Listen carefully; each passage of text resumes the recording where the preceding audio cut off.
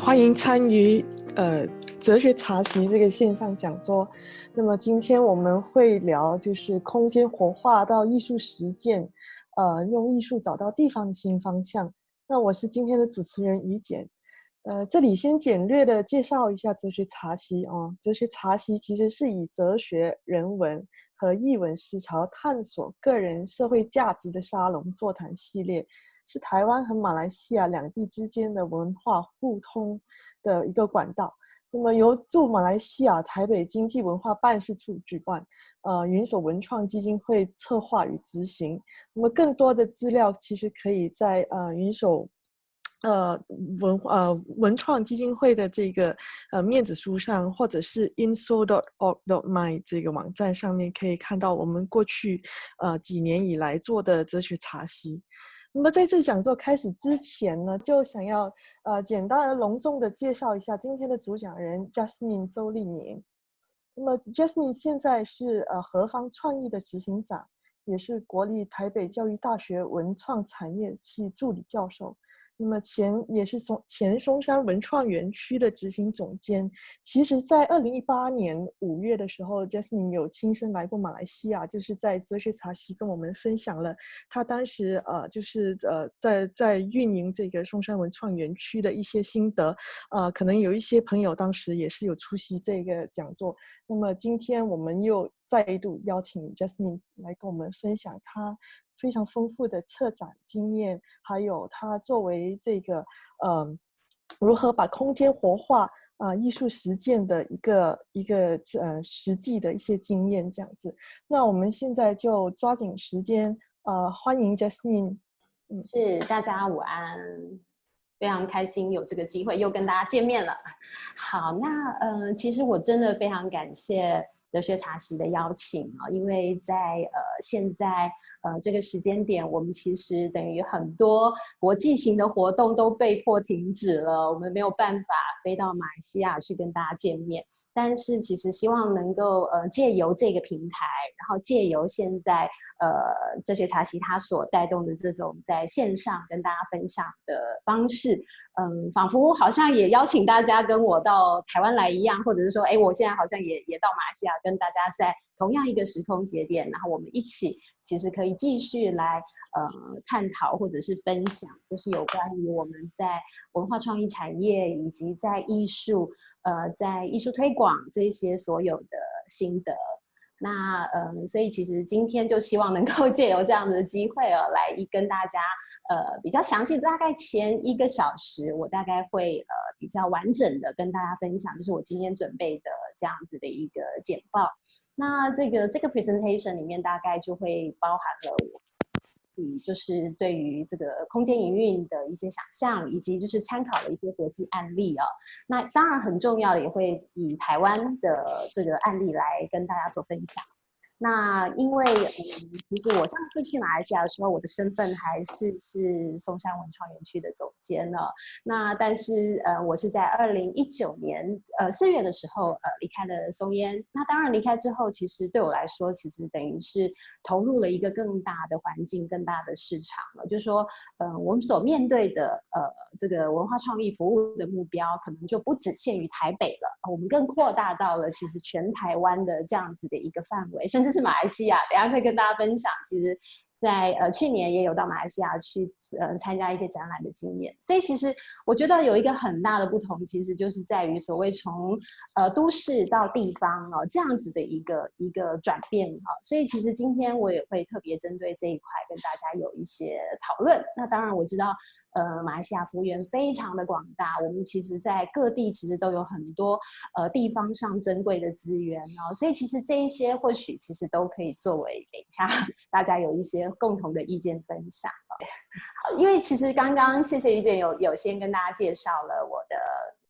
一些工作的经验呢。那当然最主要，其实松山文创园区我在那边的时间是最长的，我在松山文创园区大概有8年到9年的经验。那但是其实当然现在目前的话，我们还有去营运另外一个就是比较是园区意向的，是在屏东等一下会跟大家做分享。台湾的最南端，所以我从台湾的最北端其实一路也有参与到这个最南端的计划。那另外当然其实还有一些就是主要大型的一些策展的活动这边跟大家稍微再分享一下我的经历。那刚刚其实一开始有提到我过去其实一直以来都是跟文化创意产业这个领域是有很深厚的关系那但是呢，其实呢，最原始我其实并不是一开始就是在做这种艺术文化的部分其实一开始我是来自于非常流行的产业就是这个可能大家知道的这个 MTV 音乐电视频道，因为它其实是一个就是大概我觉得可能在年轻，就是对于这些这个某一个族群，这个 MTV 是一个非常重要的经验，就是那时候分享了很多大型的这个演唱会啊，还有艺人啊活动等等。那我过去其实就是一直很专注在就是来办这样子的大型演唱会，所以那时候大概所知道的艺人，应该也都是大家很熟悉的艺人像伍佰啊、周杰伦啊，或者是五月天啊、张惠妹等等其实都是我们那时候在办的大型演唱会的这些对象。那这个演唱会其实当然我们知道，其实它都会吸引了大量的人潮，会有非常非常多的人追星我们所面对到的其实是一个非常大众化的流行趋势。可是其实同时呢，我在这个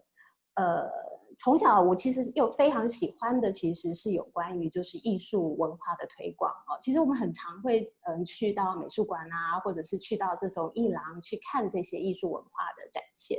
可是我不晓得各位有没有发现，就是说相较于流行文化，其实很多的艺术文化的推广对大家来说好像都是比较小众的就是我们可能去艺术馆啊或艺廊看到的这些展演的人，其实好像都比较少所以其实那时候呢，我就有一个想法，就是说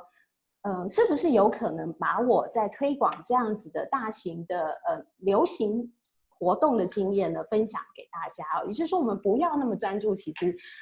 就是让这些比较小众的是不是也可以有这种大众文化流行的可能所以后来我就离开了这 MTV 之后，我就很快速就是投入了这样子的一个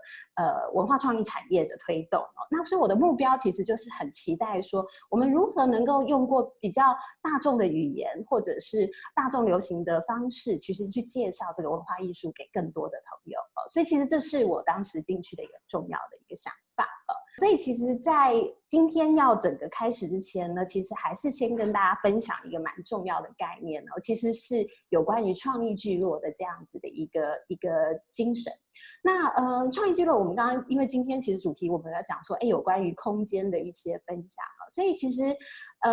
创意聚落其实是在全球发展非常重要的一个趋势也就是说我们可以看到在各地都有这样子创意聚落的形成。那他们其实呢，其实是我们整体在创意经济推动上呢的一个很重要的方法。那这样子的创意聚落兴起，其实当一开始的讨论来自于英国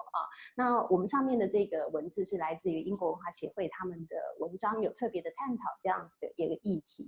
但是这样的趋势其实是全球发展的。那所以到底是什么叫做创意聚落呢？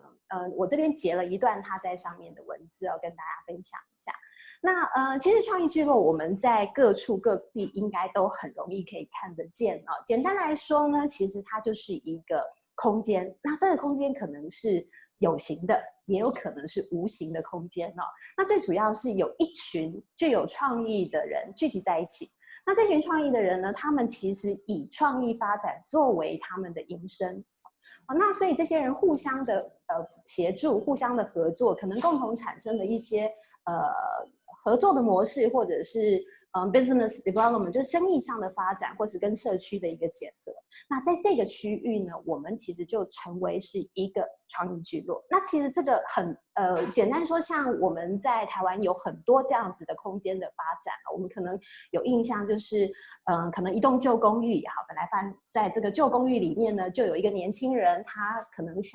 是从事这个设计的工作。那他租了这个公寓以后，可能发现说这个公寓很大，我自己一个人租可能太贵了，所以我就邀请我的朋友跟我一起共同进到这个空间来。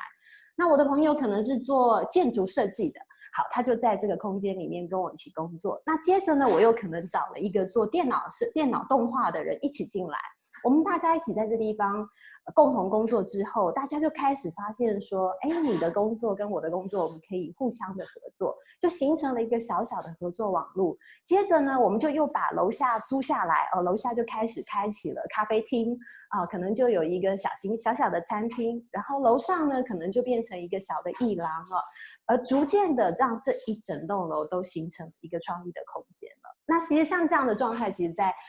英国当然是非常的多，那当然台湾其实也是很多的。那其实在马来西亚我们也有看到很多这样子的空间的发生了。所以其实创意聚落它不单纯只有可能发生在单一的空间了，它可能是一个刚刚我讲的，它是一间房间，它是一个小的 studio， 那它也有可能是一个大一点的 center， 比如说呢，它是一栋大一点的 building， 甚至是它可能是更大范围的一个空间了。那像是松烟这样子的松山文创园区，就是比较偏向像这样子的空间，它里面呢就出现了有咖啡厅、餐厅，可能还有剧院或者是可能会有这个制作者的空间，或是展览空间、展演空间等等就是更大型的空间。那当然它也有可能是一个街区的形态比如说在某一个街区一间店在南边的一间店跟北边的一间店、西边的一间店逐步的串联起整个 cluster 的一个结合那我们其实这样子的形成，我们都把它称之为创意聚落。那创意聚落的发起呢，其实就带动了很多这个经济效益的整合其实它也因此呢，其实改变了很多城市的地貌，或者是说它让一个原本废弃或者是没有人到的地方或者是可能是早就已经被荒废的空间呢，其实重新的找到它活化的生命力。所以其实像这样子的案例在全球各地都有很多的运用。那我们发现说这些创意聚落它被活化的一个很重要的一个方式呢，其实呢就是设计和艺术的进入。那所以其实接下来就跟大家分享几个在不同国家的案例跟大家讨论一下，就是说像这样子的大型的创意聚落，它是怎么样被活化，跟借由这个艺术的进入，形成了新的一个空间的概念那这个我举的案例呢，我相信其实在这个我们现在这个网络上的很多朋友们，可能有很多人会去过就是在这个日本的这个3331 Archioda 这个空间了。那这个 Archioda 空间呢，其实当时它是怎么发展的呢？其实最主要，其实它是来自于它是一个被荒废的学校。各位知道，因为全球都面临了这个少子化，就是大家都越来越没有新生儿，所以呢，等于说这些学校就会面对到它可能要闭校，它可能要关闭等等的可能。那所以呢，我们就发现说，那学校要面临到它必须要被重新的转变。所以呢，这个3331 Archioda 它就是原本是一个中学，可是因为收不到学生，所以它面临到要关闭。这时候他就委托了一个民间的营运单位来进驻。那他们进驻之后呢，就将它改成是一个这个艺术工作跟新创产业进驻的空间了。然后他办理了非常多的艺术活动，跟周边达成了一个社群很好的结合。在这里面呢，其实我们可以看到，它其实进行了很多艺术活动的推广，包含这个展览其实是由他们自己所独立策展的一个展览那这个展览其实在它这里连续办理了非常多年了，已经形成了大家对它的一个非常高度的专注。我们可以再往下，我们看一下它在空间上面的一个运用的模式。在这里呢，其实很多的空间规划成展间，或者是跟社区的居民共同合作的空间，像左边我们可以看到，就是它在它的屋顶上，其实经常办理的各样的市集，都是让社区的民众其实可以一起参与其中的。我们看一下它在这个空间的分布上面呢，它就把它分别在1楼到3楼进行了各种不同的规划，包含说它让新创的企业进驻在3楼，这个部分其实它也借由出租的方式去获得一些租金上的回收。那另外呢，在3楼它有一些手作的教室哦，经常办理非常多的课程。另外在2楼呢，其实就形成是给这个非营利组织，就是比较偏向是 NGO 公益型的团队来做进驻。在1楼呢，其实它就进行了，它是一个开放性的艺文展间哦。除了它办理了非常多的展览和策展之外，同时也形成了一个销售平台跟4楼的展演活动空间。4楼那个上面那个是一个农场哦，就是说它开放了农场跟周边的居民呢一起互动，所以居民是可以租那个一块一块的农场。好，那第2个跟大家分享的案例呢，其实一样，它透过了艺术的能量呢，去将整个老城区做转化。我想这个案例其实也是非常知名的国际案例，我相信也有很多在线上的朋友可能有人去过或是知道这个案例。那这个案例呢是在日本横滨的黄金町黄金町其实它过去呢其实是一个黑暗的角落治安的死角，因为其实当时是有一些特种行业在这个地方所发展。可是当然呢，由这个横滨政府当然就希望说我们可以改变这个地方的一些旧有的形象，所以呢，他们就成立了这样的由这个非营利组织这个黄金町管理中心来进驻。那他就将它设定为是一个国际艺术村的概念。那透过这个旧有的活化空间，然后跟原本的社区进行结合让它变成是一个艺术的发源地以及观光重要的景点那所以其实这是一个非常特殊的一个做法，它透过了艺术村和市集去跟整个社区进行整体的合作。好，所以这边可以看到这里面的一些空间呢，比如说它设置了一个这个信息中心，是所有的人来这边做开会议的。那下面的那个房子呢，其实也是当地的居民呢，也有很多当地的活动，除了艺术家的展览之外，他们是可以共同来参与的。那我们看一下下一页它的营运模式。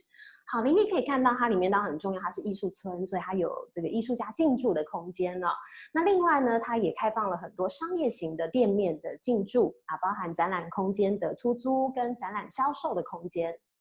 那这个桥下的这个空间呢，我可以看到那个阶梯型的状态呢，它是一个集会场所。那这个集会场所很特别，就是它并不是一个只有他们自己在使用的其实它同时就是会分享给比如说在地的这个像他们的警察局，如果其实有一些平常的这个关于事务的推广和宣导，或是在地的一些乡民居民都会在这个地方当成是一个分享的集会场所。那所以其实刚刚的2个案例是来自于日本那接下来跟大家分享一个就是在这个是在曼谷也就是泰国在2019年的时候，他们举办了一个曼谷的设计师周。那曼谷设计师周呢，其实当时其实刚前面那2个案例，大概我是陆续是在2015年到2018年的时候，分别到这2个区域去参访跟交流其实后续我们其实都跟刚刚那2个空间其实达成了很多的合作计划那当然这一个要分享是在2019年，在这个曼谷的设计师周。那曼谷设计师周其实他们推动的比较晚一点，其实是在2019年这个时间点才开始进行到第2届的设计师周那在这一次的规划里面很特别的就是因为他们的这个设计中心其实它是位居坐落在这个曼谷非常老旧的一个城区我们知道其实曼谷其实是一个非大型的观光城市所以它其实很多区域都是开发的非常的繁华跟热闹。但是这个设计中心他们所在的这个区域其实是很早期曼谷在开发的初期其实就有的一个空间所以呢这个老城区呢里面就有很多这个旧有的行业所以他这一次的计划就是希望说能够透过设计还有艺术的活动能够进入到这个老城区里面把这个老城区过去没有对外开放的道路都能够打造出来所以其实这个计划让我非常的惊艳就是他把将整个老城区的艺廊、仓库等等其实都结合得非常的完美我们来看一下后面我有分享的几个案例那这个区域其实过去是他们的打铁城哦，各位知道，其实在通常一开始，其实很多移民到了新的空间之后，其实这个区域发展成为是华人聚集的一个重心哦，所以里面其实有很多的打铁铺啊，在这个地方出现了。那这个老城区呢，其实里面可以看到就有相当多的这个展览，我们在这里面发生。所以像刚刚这几个画面呢，都是把这些展览呢引进到这个空间里头来。那这当地的居民呢，就形成了一个非常好的这个介绍者。居民其实就会跟所有来的这个观光客也好，或是参观的人也好，一起来分享有关于这个在地的故事，还有这个展品的内容哦。他们变成了一个最好的宣传员哦。所以像各位看到这个上面就是一个展览，其实在介绍的是关于这些打铁匠他们所做的椅子。所以其实老城区它里面的这些展览跟新的设计结合，在这个计划里面其实达到了一个很好的效果。那这个其实也是在这条街上的一个小吃摊哦。那这个小吃摊门口其实是装了一个装置艺术。那这个装置艺术呢，其实当时的介绍者其实并不是这个设计中心派的人哦，而是这个小吃店的老板哦，他会出来跟大家介绍说，哎，我告诉你哦，这个装置代表的意义是什么啊？要如何去踩它等等啊，所以其实形成了一个跟社区结合非常好的案例。那当然，各位一定想说，哇，那这种老的城区，当然在马来西亚也有啦，没有错，就是在这个槟城哦，在槟城呢，其实当然这一次。过去其实很幸运，我们有这样的机会。其实，在2018年的时候呢，有受邀到槟城去参加这个岛屿岛的活动。那其实为什么我要特别把这个例子举出来呢？其实最主要当然是各位已经熟知这个 Georgetown Festival， 它是一个很重要的，就是透过艺术还有文化去融入到在地的这个文化观光的一部分。那在当时其实是我们把就是台湾的这个团队以及像是我们这边所进行的一些市集哦，第一次带到槟城哦，去形成了一个很好的合作样态哦。所以其实不只有艺术了，当然还包括了文创与设计，其实都是我们在推动地方观光或地方文化创意的发展上面一个很好的方法哦。那这个计划其实从2018年我们启动了之后，其实就有持续哦，包含像去年2019年呢，其实也有再次的将这样子的这个台湾的这些文创内容哦，其实带到马来西亚跟大家一起进行交流和讨论。其实后续我们其实也邀请了蛮多团队，甚至是到台湾来哦进行分享哦。所以其实某种程度文化观光交流，其实它不管是说从这个都市出发，或者是跟在地的一个结合，其实我们都可以发现到它有很多可以共同其实去产出一些很有趣的内容的点啊。所以其实刚刚讲的，我们就说，哎，其实不管是在日本或者是在泰国等等，当然我们现在回到我跟大家分享有关于台湾的一些样态了。那台湾的话呢，其实这样的创意聚落其实是非常非常蓬勃的发展的哦。其实我在2018年其实去分享的时候，其实那时候也很深度的跟大家介绍了，就是说在台湾的很多这种创意单位、创意机构，它的整体的一个形成的模式啊。那当然，今天我其实要讲的主题比较会偏向我们在里面所创作的内容，但是整体的形态还是跟大家介绍一下说，哎，其实有这么多的类型啊。那刚刚有提到了像。在创意街区，我想线上的朋友有蛮多，应该对台湾也很熟悉哦。像是包括了像一般我们的这个政府单位啦，或者是一些公司企业，或者是一些民间的 NGO 是它的一个营运单位、营运者啊。那当然，在它的一个业别的形态上也很多元哦，包括我们针对像是视觉艺术产业、音乐。表演艺术、工艺产业、产品设计啊，或者是生活创意产业啊，这些其实都是经常我们可以发现，在创意聚落里面被凝聚的样态啊。但是这一些所有的产业，他们很重要的一点就是说，我们到底要怎么样让这一些创作者他们群聚在这个地方啊，并且他跟在地产生互动，跟在地产生互动非常重要，就是它不是只是在做自己的事情，然后他要跟在地的团队产生互动。那他会为这个产业啊，如果他是视觉艺术，如果他是音乐，他不仅为这个产业，还有这个城市呢，会创造一片新的风景啊。因为这个城市可能因为这些创作者的群聚而产生了完全的不同的面貌。同时呢，他这样子的一个内容呢，也会改变我们当地人的生活，甚至是我们所有的人呢，对于这件事产生的新的价值啊。所以后续呢，我跟大家再分享更多在这样子的一个议题。我们这些创作者群聚在一起了，那群聚在一起，如果我们是一个创作者或是创意工作者，到底我们其实可以创造出什么样的价值呢？其实很多事情我们还是要回归到这个创意聚落本身，这些创作者他们到底可以为这个空间去产生什么样的价值来讨论了。这里就当然要跟大家来介绍一下松烟了。当然这个过去我在这里这个9年的时间呢，其实等于对我来说，其实是一个很重要的一个空间来去实践我的想法。刚刚我们提到说，我们有了一个创意聚落开始，我们可以把很多的创作者群聚开始去实践这样子的想法。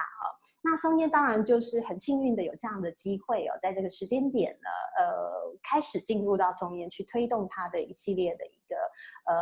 文化创意产业的发展那我相信很多朋友都去过这里。那这个地方呢，其实当然它其实过去是一个古迹也就是说，其实它是建于这个1937年，所以到今年其实已经有80年的历史了那这个古迹其实它过去是一个旧的烟厂，所以在这个烟厂的空间呢，它形成了一个很不一样的这个艺术氛围。所以在这个艺术氛围之下呢，我们就把它变成是一个这样让所有的艺术创意者群聚的一个这个空间阳台。在松烟的一个推广的历史里面呢，实际上呢，在2011年以前，它是非常非常封闭的。我想每一个空间过去都有它未曾开放的时候的样态，特别是这种大型的文化创意领域，我们经常会运用一些旧有的废墟，或者是旧有的工厂，或者是文化遗址。文化的空间去重新的运用它。那当然松烟其实就是一个非常指标性的案例因为它过去是一个烟厂，但是这个烟厂呢，其实在2011年以前，其实它是整个迁厂的就是我们这个工厂其实是不存在，也没有继续的运作，所以它整体呈现了一个就是非常非常荒废的样态其实它就是在2011年以前，其实大家是没有办法看到它原来的样态。但是呢，在我们经过了这个一般的整修之后呢，2011年松烟其实正式的对外开放，所以它形成了就是一个我们在台北市中心的一个很重要的一个创意发展的聚落所以刚刚我们前面讲聚落有小型，那松烟当然它就是一个大型群聚的聚落型的概念这个就是刚刚讲的那个空间，它非常的残破的一个样态其实那时候整体的修缮的时间呢有非常长，大概长达了6-7年的时间呢，其实是在做整体的空间的修缮的，将这么大的一个面积重新整理起来。那它的空间其实相当于就是我们有6.6公顷，相当于就是有6个足球场这么大的一个空间所以其实在前期的准备其实花了非常多的时间所以这个其实对松烟的一个定位来说，其实之前也有跟大家分享过很多次，就是说一个都市一个城市，其实它非常需要有一个创意的基地跟创意的聚落能够让我们所有的创作者群聚在这里那让他们其实可以在这个空间里面去实验创作发展，一直到它最终其实形成一个完整的内容，然后成为我们在推动创意经济发展上的一个重要的平台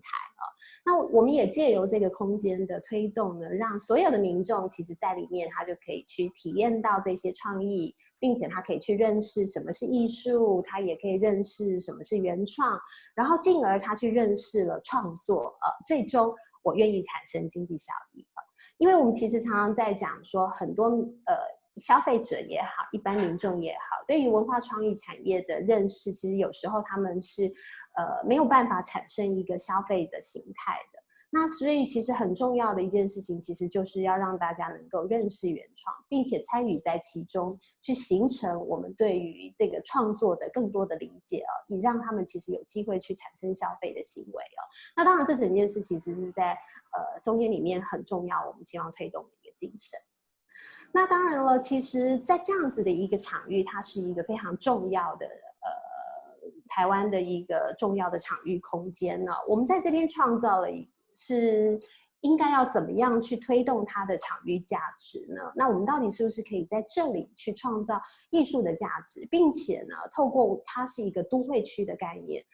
转而去关注地方的生命力有时候它其实可能不一定只专注在松烟台北区域本身，我们其实是可以将它成为是全台湾的一些地方生命力可以被关注的焦点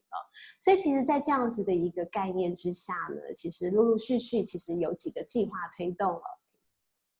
那在当时呢，其实有一个很重要的计划在松烟形成了，其实叫做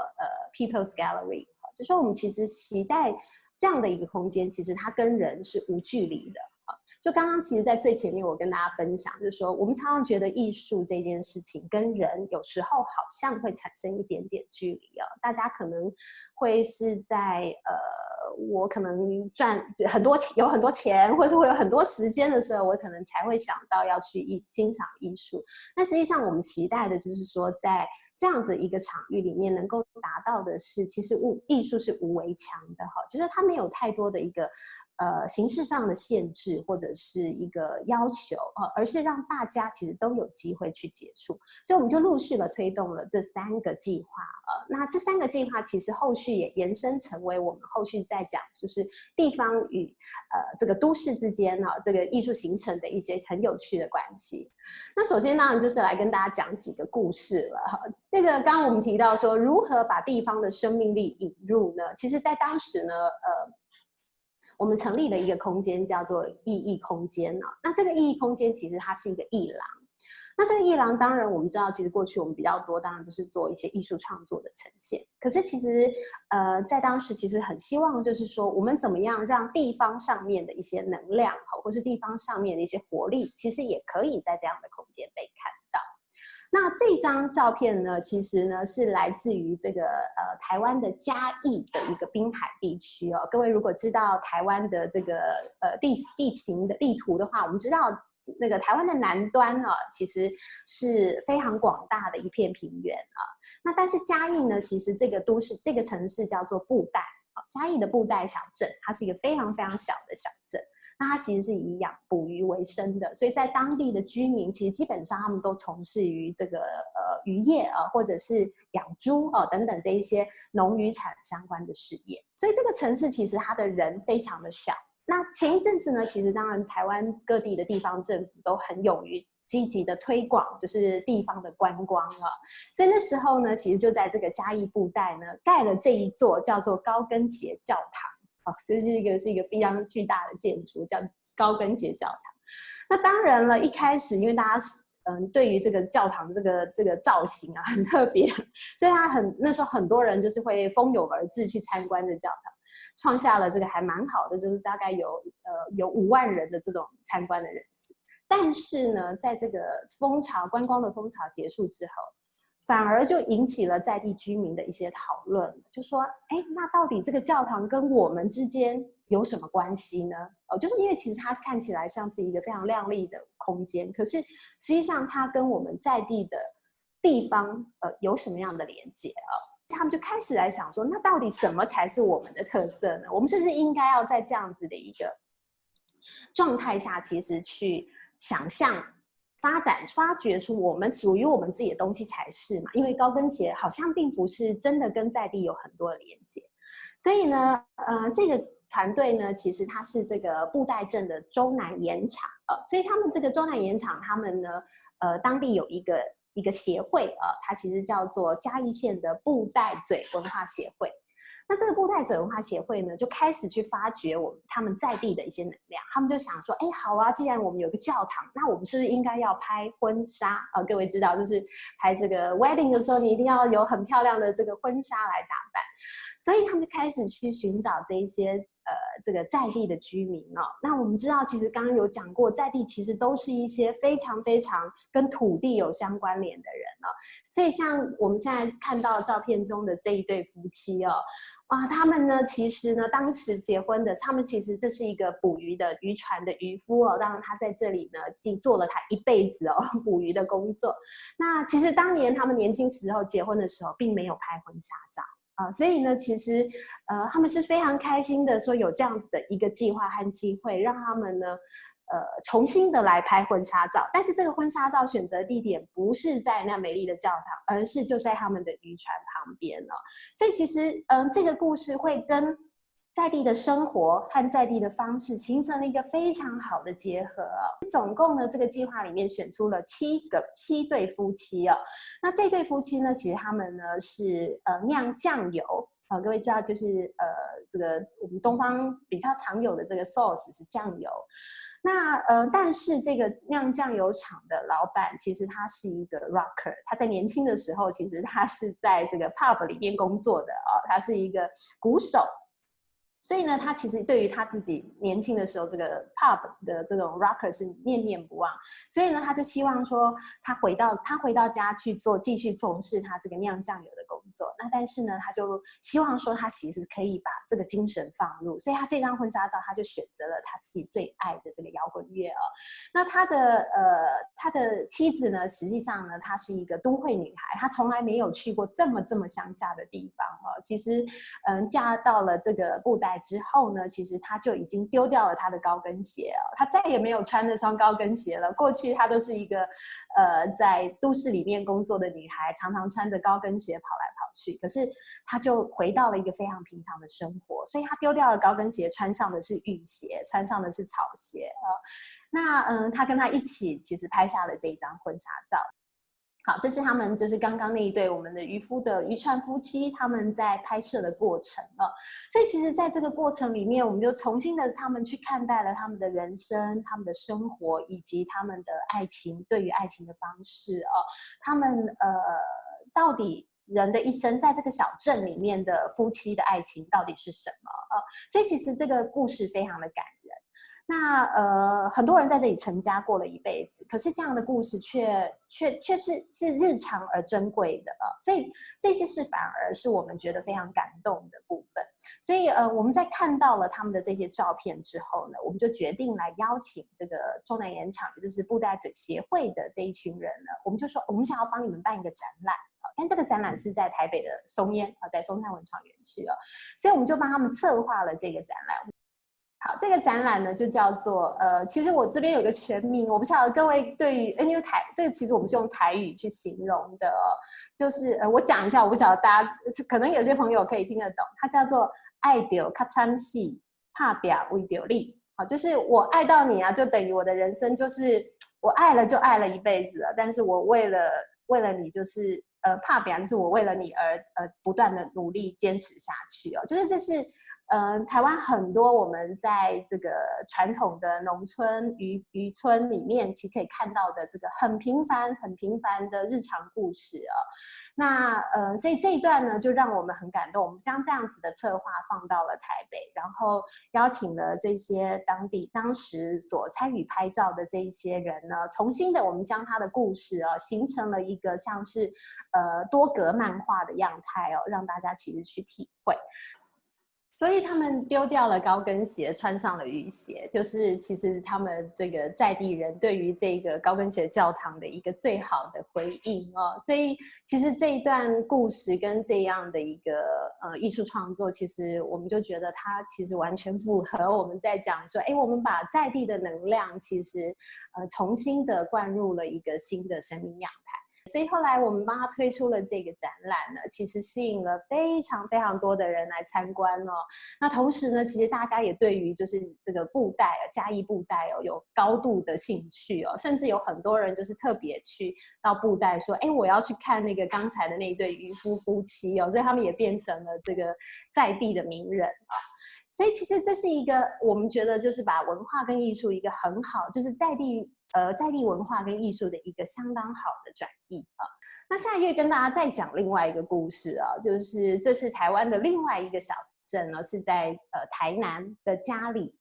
台南的佳里呢，其实是一个这个专门来制盐我相信其实很多靠海的城市都有这样子的一个很重要的工作，就是在制盐上面。那他们晒盐跟晒盐的海盐其实是台湾相当重要的一个产出那家里的海盐的品质也相当的高，所以在这个地方世代的居民其实世世代代他们都从事着这个制盐的工作我们可以常常在这里的盐田看到非常美的一片一片的白沙。那这一群人呢，其实是这个家里的一群这个家庭主妇他们都是一些就是从这个家里出生的这一些太太和妈妈们，那他们的祖先或是他的父亲母亲，其实就是长期其实都在这个家里从事不管是晒盐、制盐，或者是农田或是种农产等等的工作所以呢，所以这一群人呢，他们就组成了一个团队，其实叫做减脂合作社。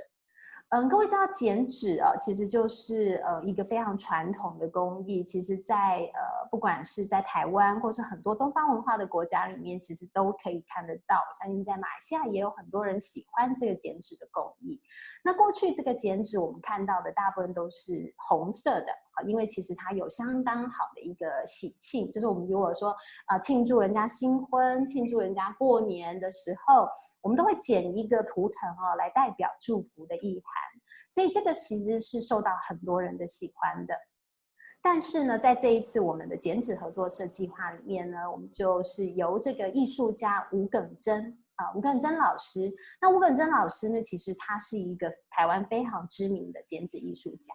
那除了他过去一直很努力的在从事减脂的当代艺术创作之外，他也特别针对了就是刚刚的这一群这个减脂合作社的这一群妇女们，其实他跟他们进行了一连串的这个社区的合作计划。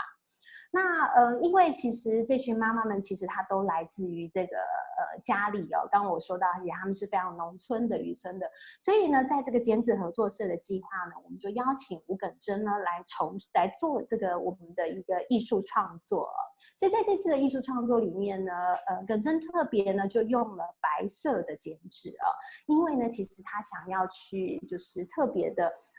崇尚的就是家里的这些白色的盐所以他其实为了这些盐，其实等于说为这个过去的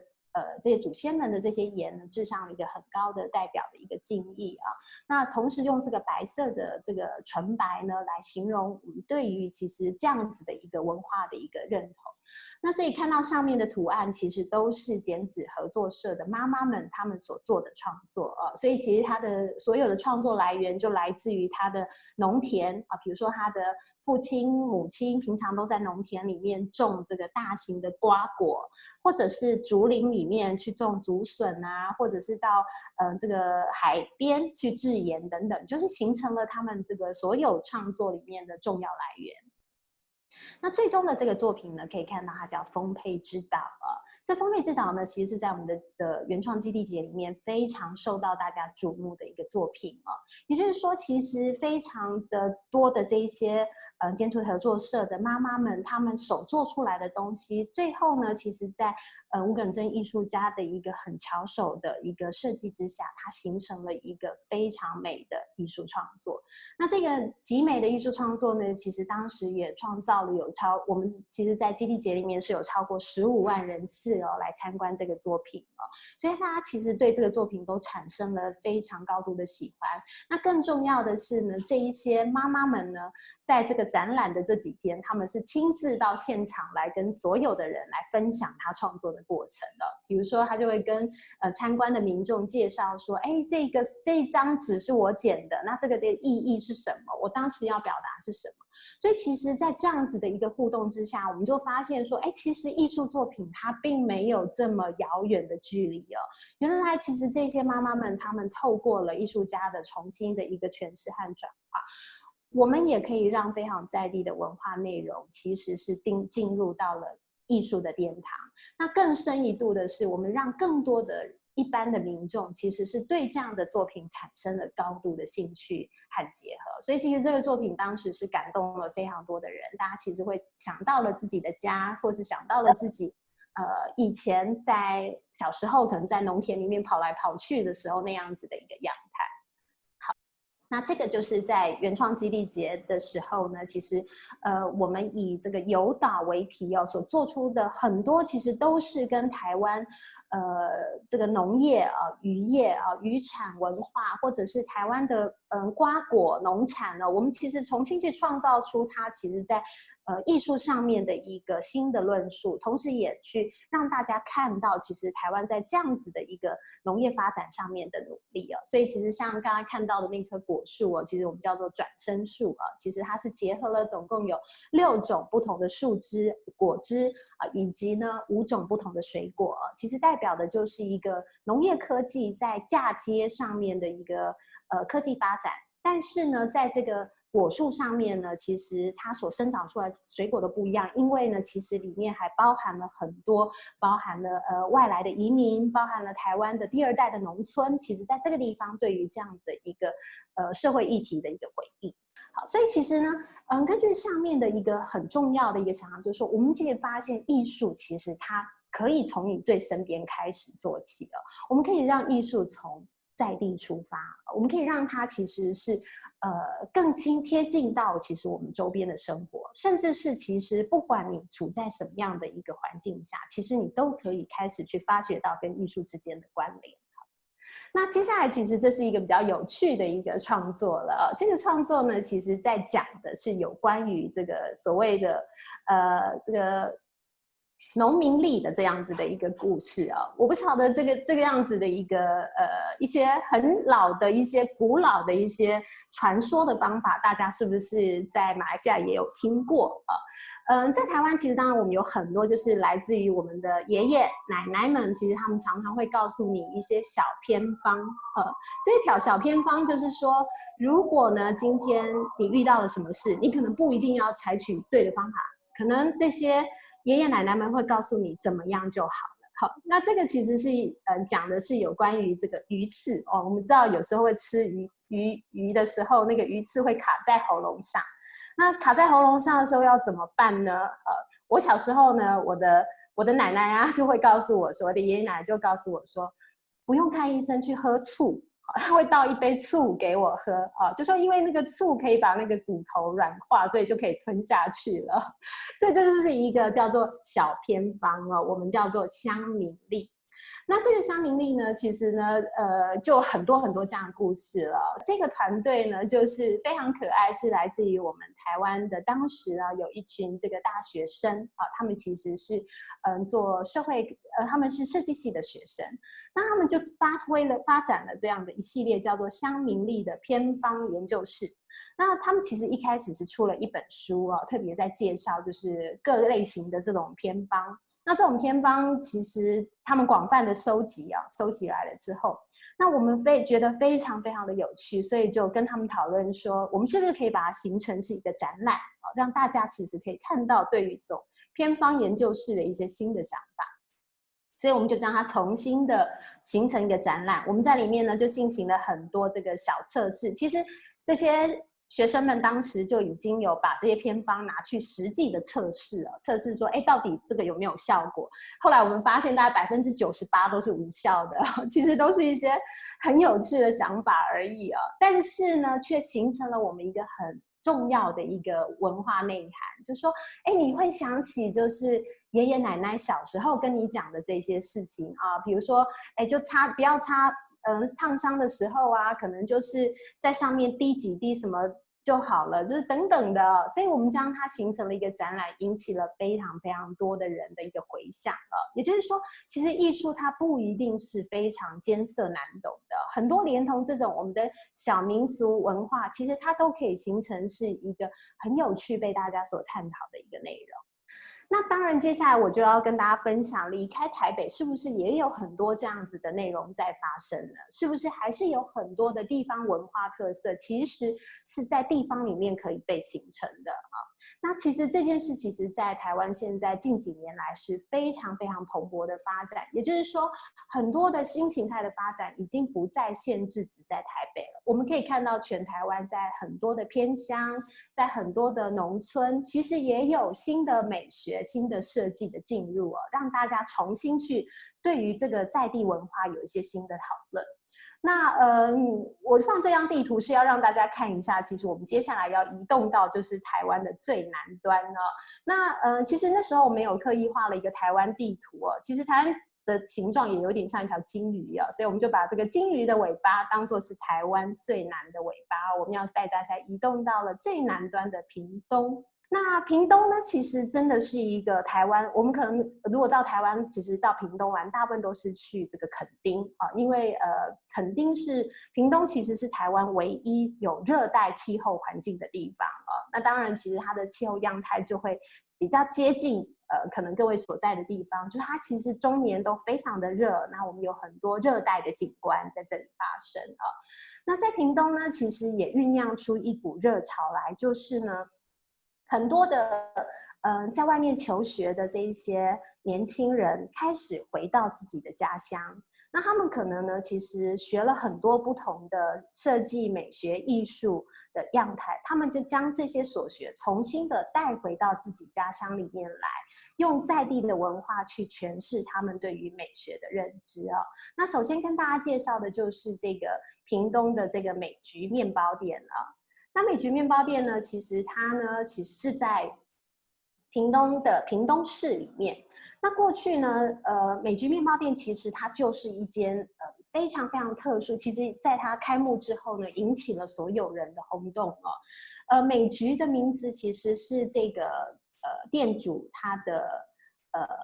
奶奶的名字美菊就是一个我们就是很可爱他的阿嬷的名字这样子。那美菊面包店呢，其实它跟当时的设计其实是完全不同的它其实被所有的人誉为是屏东最美的面包店他们开始采用了非常多的一个简单利落的线条，重新去让大家看待所谓传统，因为我们可能心中印象都会记得那个传统面包店的样态所以它完全打破了传统面包店的形式。那这个老板呢，其实他过去呢，其实是在这个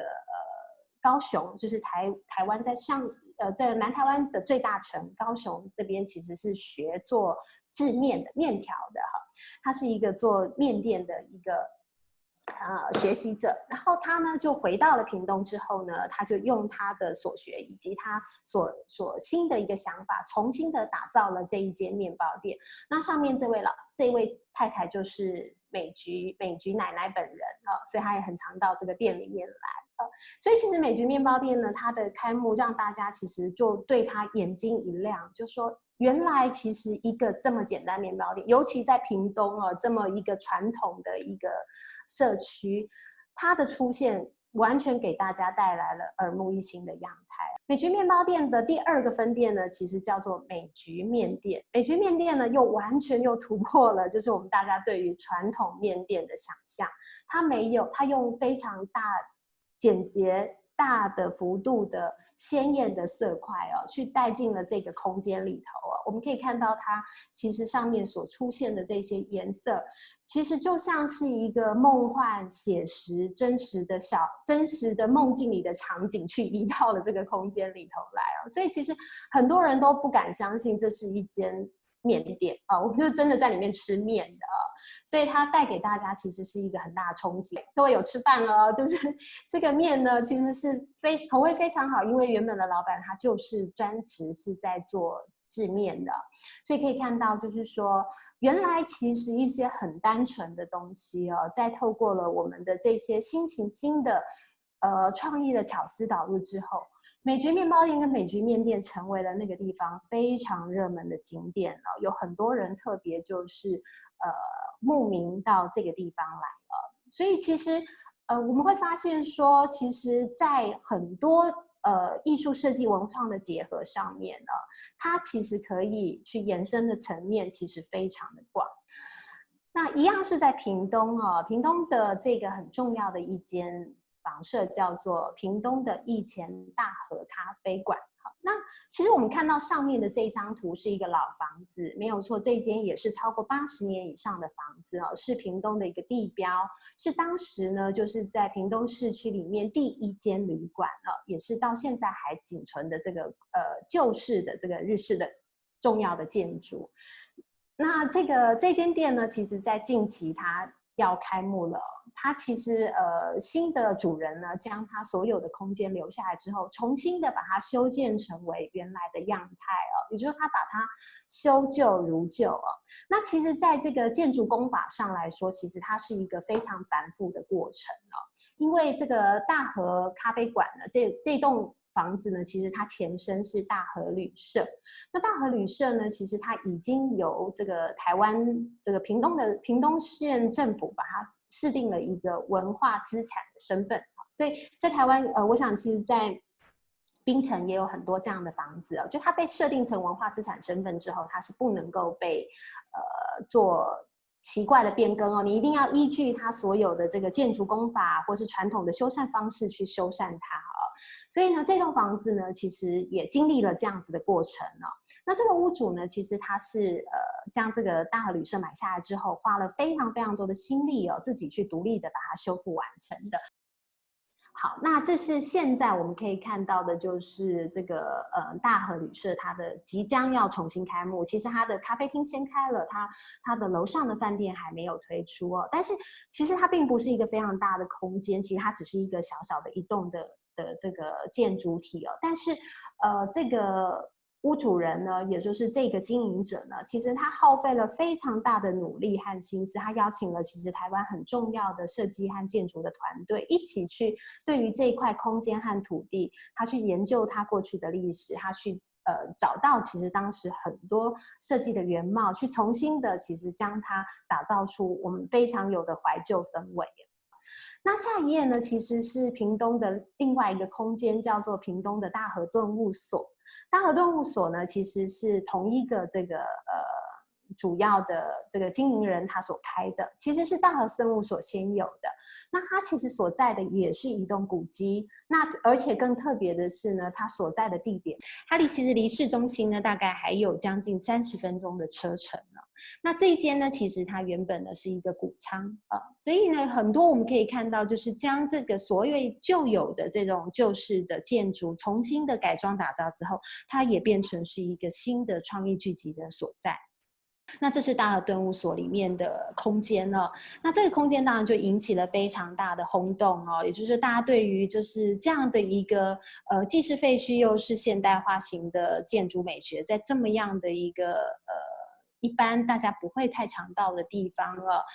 却形成了一个新的风潮所以也因此呢，大和就衍生出后面的这个大和旅社等等就形成了它一系列的对于就是屏东在地文化的一个重新的再造，以及对于空间重新的再思考所以这是大和顿悟所的部分。那下一页呢，其实跟大家分享的就是在近期我特别在推动的就是这个屏东的胜利新村这个场域。那屏东的胜利新村呢，其实它是一个旧形态的眷村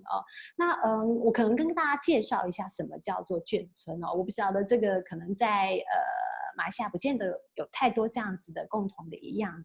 眷村是一个很特殊的一个形式，也就是说它是依据在这个军队因为之前当然是在战争的期间，只要军队驻扎的附近，其实当然就会有帮这个军人的眷属是他的整个家庭所设置的让他们可以居住的空间那这个其实叫做眷村。那当然在台湾呢，其实因为很特殊的一个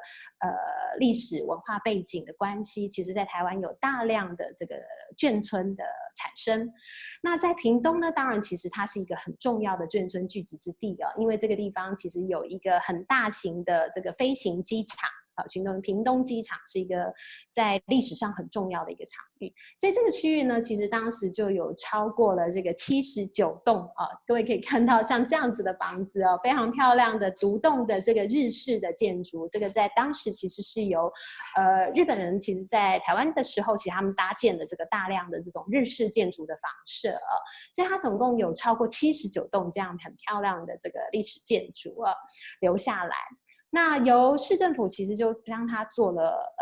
很多的修缮和维护哦，就是将它从非常破败哦，因为这个也都是超过了80年哦、70年以上的房子，重新的整理跟修缮，成为了这个崭新的房舍样态。那我们将这个区域呢，其实就是形成了一个大型的创意聚落哦。我们开始将很多的这一些文化艺术、创意产业，还有生活产业、餐厅、音乐等等，在这个空间逐步的聚集哦。好，那这个胜利新村呢，它就形成了屏东一个很重要的文化育成的场所哦。您可以看到，其实这个非常美丽的房舍，一间一间里面都有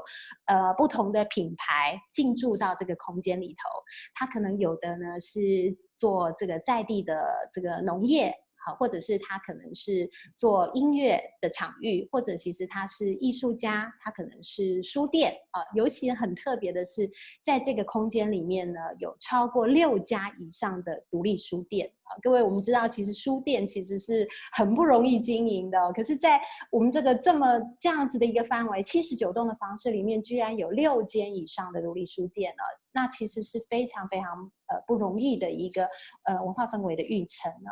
那所以这一些不同的品牌呢，其实就在里面呢互相的扰动，带动的起了这个文化观光的内容。好，在这里呢，其实就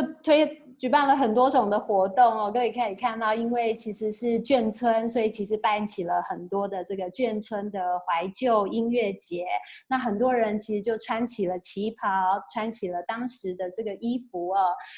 去感受其实在眷村那个时代的氛围哦。所以其实并且呢，我们也推动了很多很多的讲座哦。看到下面呢，就是有这个军人哦，当时军人的伯伯们开始去分享，就是什么是我们当时的一些文化内容啊，他去讲当时军人的故事啊，让所有的人，其实你可能没有参与过那段历史，但是你却有机会可以到这个地方去感受到这个眷村的故事啊。因为其实很多地方必须要让更多人去说故事给你听，你才有办法去认识这个地方啊。那或者呢，在这里呢，我们也定期的推动非常多的市集。那在这里面的空间里头呢，其实也有一些新的农业发展的创意发生了。在屏东呢，其实呢，很重要就是我们要怎么跟农业作为结合，因为屏东其实是一个农业大镇哦，几乎台湾很重要的很多农产的园地其实都在这里哦。那我相信，其实在马来西亚也是有很多重要的农业这种发展的区域。那屏东的福安巧克力就是里面一个很特殊的一个案例，因为其实在台湾其实是唯一只有在屏东是可以种植可可豆的。那这个可可豆呢，当然而且其实它是可以种植出非常高品质的可可豆，所以屏东的福安巧克力呢，就在这里推动了所谓的从 from farm to bar， 就是它从这个农产一直到你手上的巧克力bar，是可以完全在最短的时间，你可以亲自看到这个过程里面的实现哦。所以其实它把农业呢，其实跟我们的这个所谓文创的内容跟美学设计，其实形成了一个非常好的结合。所以那时候其实我们有参与到这个屏东的这个福安巧克力在它的这个原始的这庄园里面，一开始它怎么去跟大家介绍什么是巧克力制成的过程呢？但是它在这个制成的过程里面，其实它融入了更多，其实是他们对于在地的农民特别是在种植的这一块的这个辛苦，他把它转化成为不同的语言，让所有来的民众其实是可以去理解的。因为其实农业的辛苦其实还是在于你没有亲自参与种植，你是没有办法理解这些农夫们是有多辛苦的。所以他将这一套的这个参与的过程去转化成为一种可被阅读的语言邀请所有的人其实是可以透过美学、透过实作的方式去了解啊。所以在这样子的福湾巧克力，其实它是获得了很多国际的奖项了，那当然也是成为另外一种屏东之光啊。那另外呢，刚刚我们提到了在胜利新村里面呢，其实它有非常非常多的房舍。那非常多的房舍，其实每一栋其实都会让所谓的地方的文化跟地方的农产畜牧业产生了不同的结合的可能啊。那这个呢，其实我们要分享的就是一个这个畜牧啊。其实这个在这个摇滚鸡的这个店主人呢，其实他就是一个养鸡的鸡农啊。我们知道，其实养鸡这件事情，其实它已经不像我们过去所知道的养鸡，好像就是自己家里养几只鸡，也不是，它其实是一个非常大规模的这个畜产化的一个工厂啊。所以他们有大规模的养了非常多的鸡，所以在这样子的一个空间里头呢，其实呢，他做的其实是很有趣的事情是。因为他本身其实也是一个摇滚乐手我发现其实还蛮多人都一开始喜欢摇滚乐，后面转行了。那这位老板呢，其实他之前是个 rocker， 也是他在台北工作当然后来他返回到自己的家乡，接下了自己父母的工作，因为他们过去就是在做这个养鸡的专户，然后他开始就改变了他们的一些想法，他开始把他的这个摇滚乐带入成为是一个特殊的一个重点，所以他的鸡呢，就是都是听着摇滚乐长大的，他将它放进去，变成是他的一个特色。所以呢，这些鸡其实在台湾是非常有名的，它的肉质是很好的。但是他当然不觉得只要做这件事，所以他又开了一间叫做摇滚鸡炸鸡专卖店。所以在这个店里面呢，他想结合的就是他自己的这个音乐的梦想。所以这个老板呢，他就会在这边办了各种不同的音乐表演的演唱会包含他邀请很多过去他在做音乐创作的朋友一起到这个地方来，就是共同为这个地方呢，将音乐产业跟农产跟畜产还有这个文化空间，其实形成了一个很有趣的合作。这就是在他的室内空间，他其实推出，这是因为我们是旧式的日本房子嘛，所以可以看到，其实这个原来的房舍的样态其实都保存得相当的好。好，那这个其实就是另外一个在这个地方的另外一个住户呢，叫做更新。更新好物其实是讲的是一件我们现在所有人都很重要跟重视的事情啊，就是对于自己身体的一个环保跟无毒的一个这个养生的一个这种食物的习惯。好，那因为我们知道我们现在都知道要吃得好更重要，所以呢很多的食物我们希望是来自于有机的耕种或者是有机的栽培，或者是它在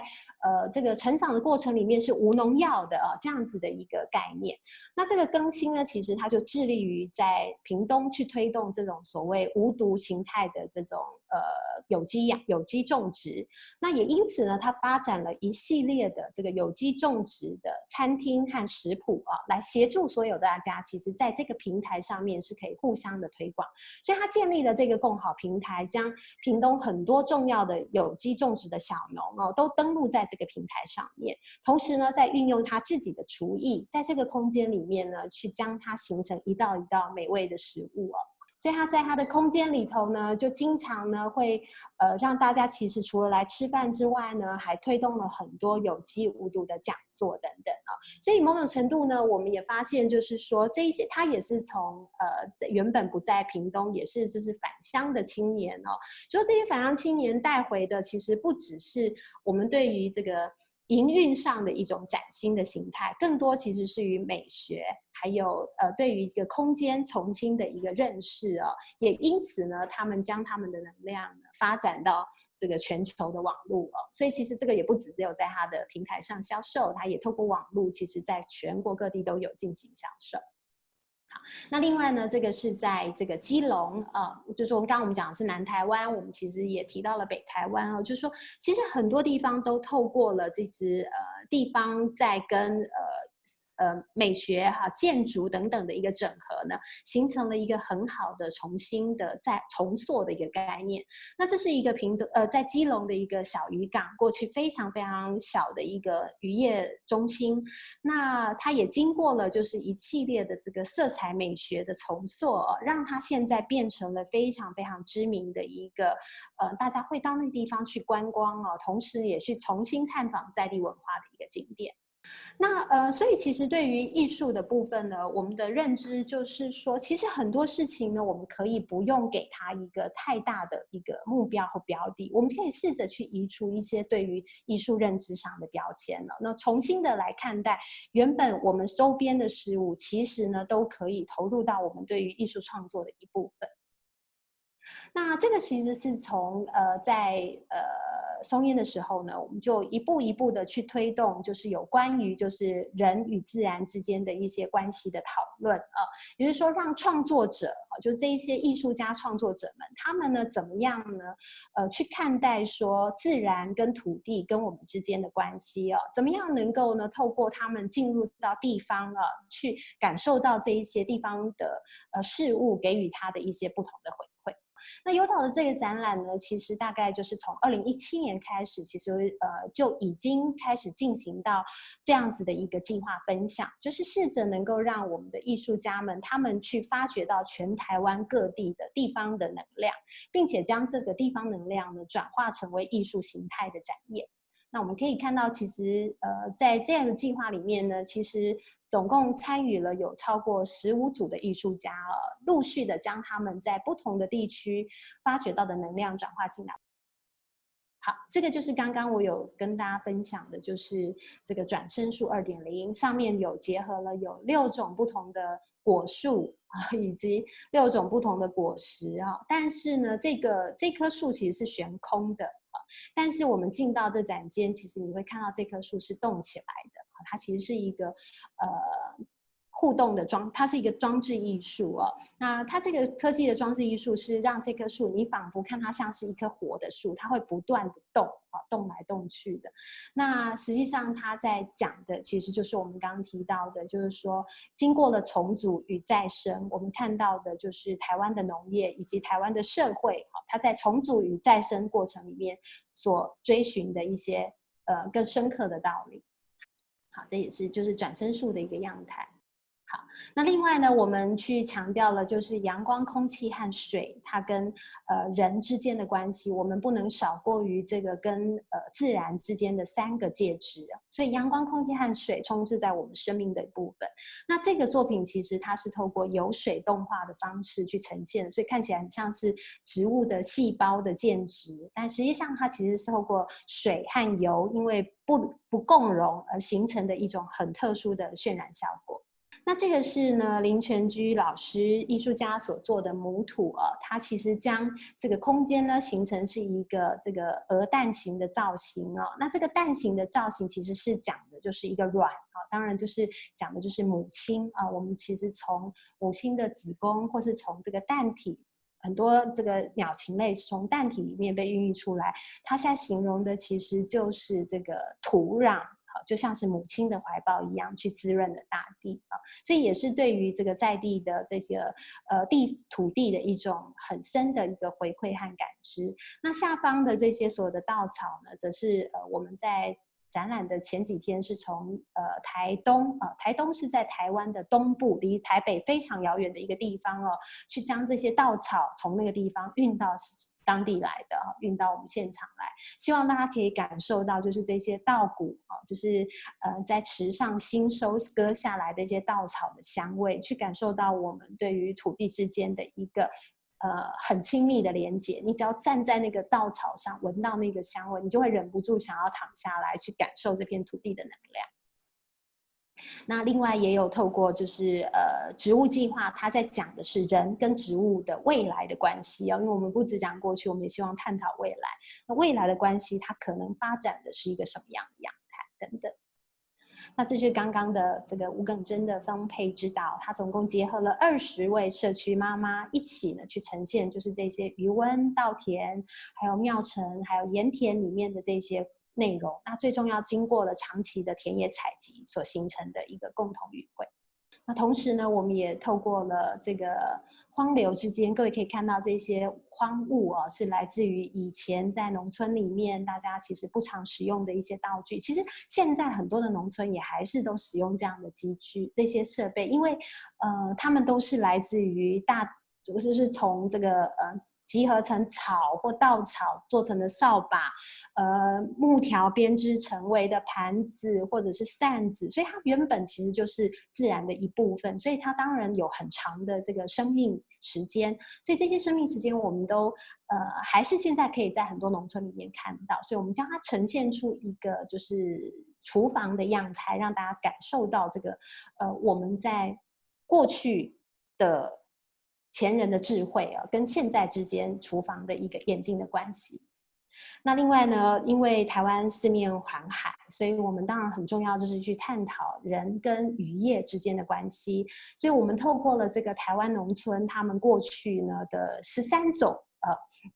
捕鱼的方式，非常传统的捕鱼方式哦，并不是像现在大型的流刺网捕鱼哦，一次会影响到很多的生态。过去的这13种的捕鱼方法，其实都是我们只取我们所需要的部分，所以他们将这13种捕鱼法重新的累积，然后形成的是一个所谓的传统的技艺，将这些技艺留下来，对于我们对于土地之间的一个爱护以及共存的一个呼应。那另外呢，很重要的是呢，我们在经过了这个4季的一个洗礼之后，很多的食物其实是来自于我们世代累积的记忆，很多的这些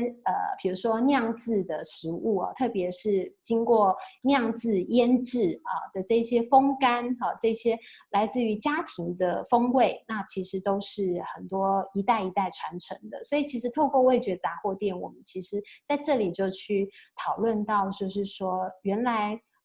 吃饭这件事情就是一个这么重要的事啊！我们有多久没有办法好好的坐下来跟家人吃饭？那这些来自于味觉的记忆累积，它就会去让大家可以联想起我们自己小时候，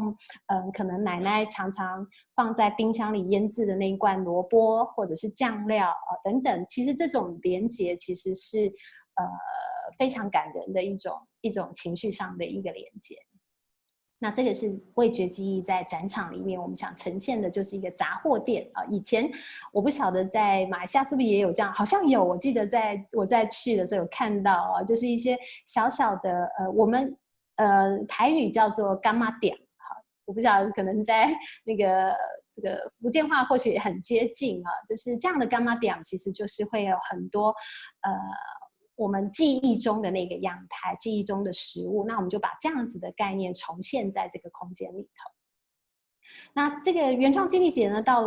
了这个2018年的时候呢，又再进一步的去讨论了，就是有关于温度的这件事情一样，我们重新的去看待其实在这张主视觉上，其实我们应该很明显的就可以感受到，其实我们讲的是城市就是从土地人在这里的耕种，土地到庙宇信仰的中心，到都市大家聚集的重点，以及到山脉这样子的一个都市承接的环境之下，我们在这片土地上生活所感受到的温度是什么？那这个温度其实很有趣，其实是我们在这个计划里面呢，特别就是将艺术家们带到了农业发展的这个源头去让他们有经历了这一段很重要的探访和访查。那其实温度其实在这里，其实当然它要诠释的不只是讲说这个气温很热，好，我们大家讲很热那是温度，其实不是，我们在讲的是人心的温度我们常常很喜欢说，其实有一些我们对于文化艺术，我们觉得常常受到感动的时候，是因为我们觉得这个作品很有温度。那这个温度到底是什么呢？好像有点无形但是其实我们就是希望透过这个展览来讨论它。那在这里呢，其实讲到了有关于食物的温度变化呢，其实很重要的是，食物怎么经过温度的变化呢？就是这个发酵的过程。所以我们就让他们经历了包括去到乡下去探访这3种作物，有这3种作物都会经历发酵就是一个是这个麦。大麦其实经过发酵之后会形成就是啤酒就是我们讲精酿啤酒第二种呢就是黄豆黄豆在经过发酵之后就变成酱油。那第三种呢就是可可经过发酵之后会变成巧克力所以它的原型跟它最后的一个样态其实是很不一样的。所以呢我们就希望说透过这个3种转译的过程，然后让我们的这个艺术家还有设计师花艺师去感受到实际上这个参与的过程。所以他们就真的到了乡下去跟这个种麦子的农夫、种黄豆的这个农民，还有种可可的这个庄园的这个负责的这个种植的养殖户去做很多的讨论，去感受他们在这个过程里面经历的所有的辛苦去感受到那个发酵室里面那个温度很急剧的变化。那最终呢，它就在我们的展览里面呈现了这个下一页的这3个作品。好，那这3个作品呢，就形成了3个我们一个叫做source formation， 就是刚刚最左边的这一个最左边的这个，我们可以看到上面有大朵的白色的东方的蝴蝶兰，好的这个呢，其实是由温度务所它在诠释的，其实就是酱油。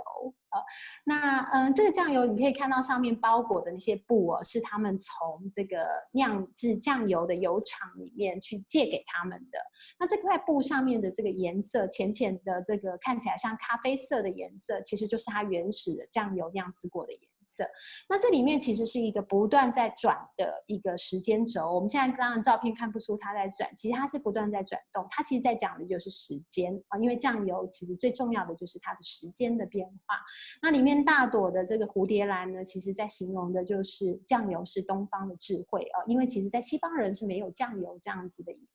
一个酱料的所以其实它透过这个东方的蝴蝶兰去塑造说让大家可以感受到这个酱油发酵的这个过程的一个艺术感动那中间的这个呢，就是一个作品，其实叫做了 Passage， 它在讲的是可可。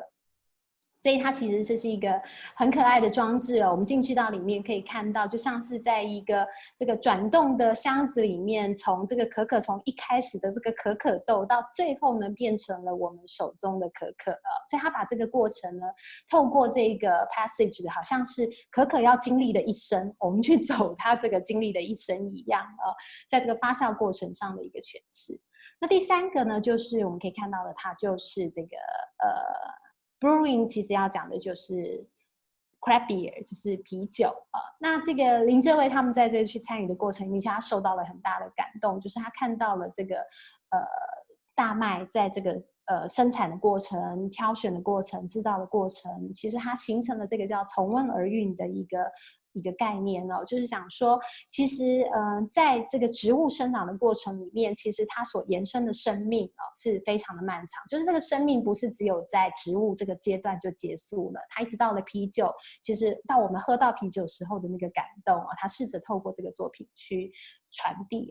所以这个展览呢，其实在展出之后呢，我们也特别邀请了就是这个原产地的种植者一起到现场来看我们的作品。其实他们看了非常的感动，像是这个酿制啤酒的这个啤酒达人，他眼泪都要流下来了，因为他觉得说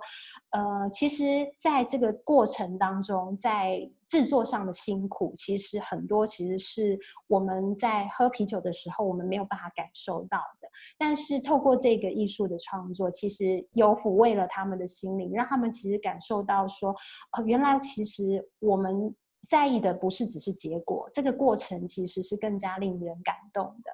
所以透过这个创作，其实我们的确感动了很多来观展的民众，他们能够更愿意去了解到我们其实在不止今天我们最终的结果在都会，但是我们在前期的过程，我们在每一个乡村，我们在每一个农民种植的过程，或者是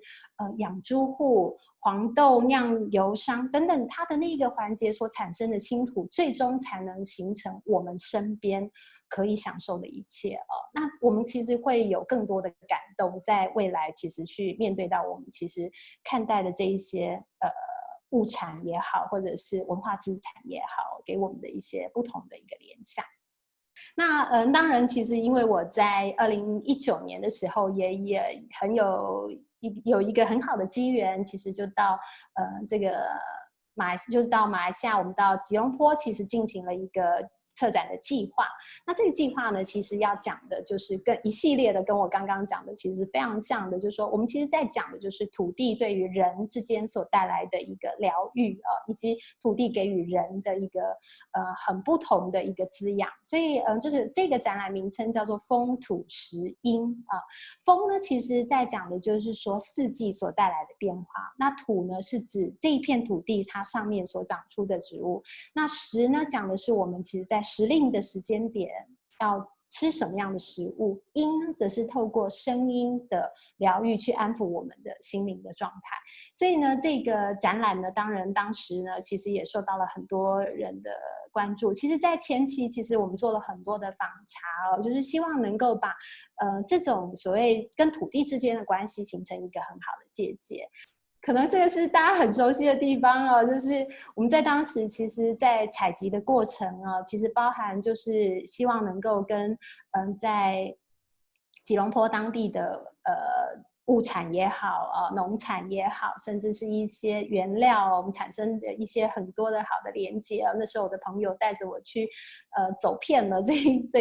这个区域我们去找到了很多很多在地的元素最终形成了一个这样子的展览。那更重要的其实是希望说透过这个展览呢，其实能够让大家对于就是土地其实会有更多的一个认知，或者是一个喜欢跟想法。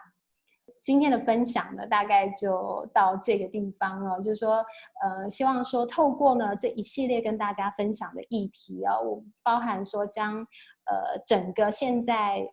我过去在不管是在空间营运上面，我们对于艺术进入的一个推广，包含说我们怎么跟在地产生了更多的连结，包含说我们看到了很多地方上的努力，跟最终我们将这件事情串联成一个很好的平台，透过艺术来为这个产业达到更多的一个好的结合那这个是今天想要跟大家分享的一个重要的议题。好，谢谢。非常感谢 Jasmine 跟我们分享这非常多的资讯，还有你个人的心得在我们进入这个最后的这个问答环节之前呢，我想要提醒一下大家，就是希望你们可以把这个方便的话把视频打开，那我们就不会感觉这么孤独。我们也比较方便大家就是互动和交流。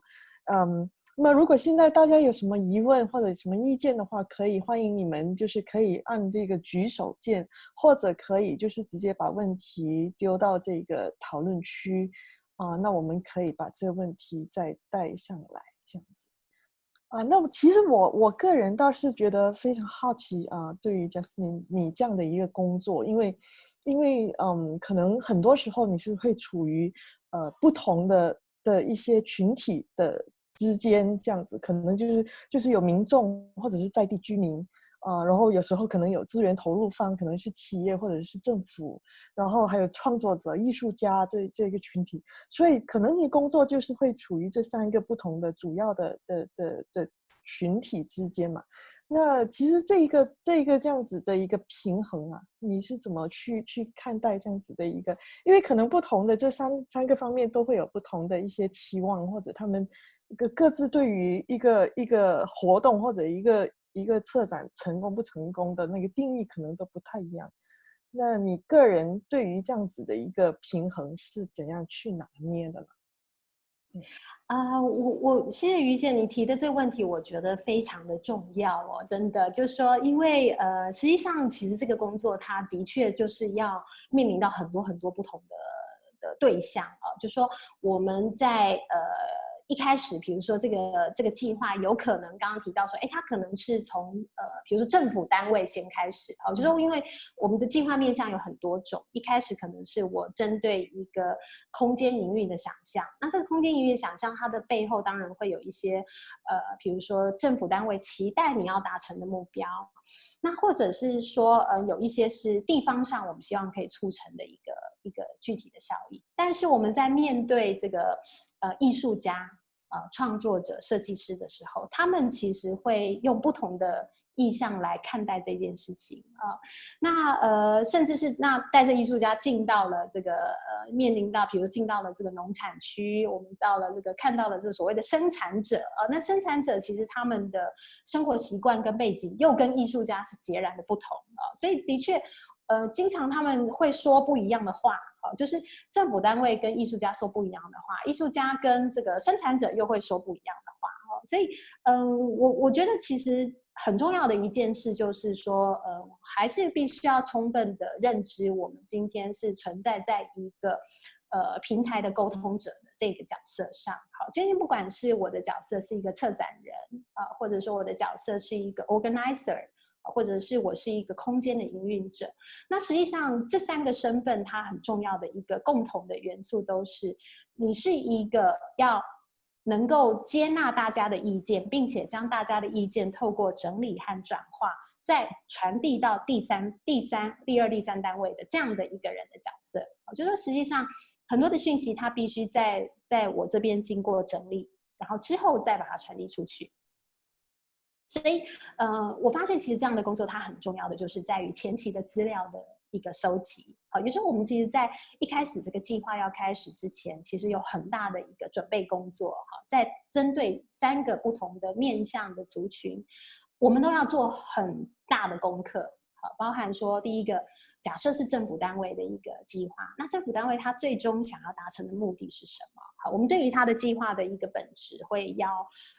做很完整的研究。好，我们了解到说，好，它期待的价值是什么，跟它最重要看重的效益是什么。好，这件事情要先做。第二个当然就是对于艺术家本身的一个充分的了解和认知。那我相信所有跟艺术工作者工作过的人都知道，其实艺术家最在乎的是你有没有理解到他的创作理念跟他其实想要推动的价值。艺术家他们所重视的不一定是说这个作品它不一定是说今天到底对方是用多少的钱来去形成它，可能金钱不一定，当然也重要，但我们要给予艺术家一个非常合理跟对他们期待充分达成他们期待的一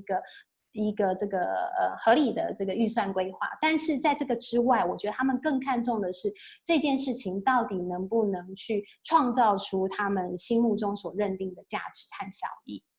所以对于这个艺术家的充分认知跟了解跟研究，我觉得也是极度重要的。也就是说，如果这个艺术创作者他的习惯工作的模式就不是说要边讨论边进行，他必须要一开始就先讨论好，那我们就要做到这件事，我们先把事情讨论好。如果有些艺术家的工作形态是我们要边走边谈，你一开始跟我讲的不见得是我要的，可是我中间会不断的改变，那我们就要去符合他这样子的一个工作形式。就是说对于这个你要合作的对象的一个充分了解，就会有很大的帮助。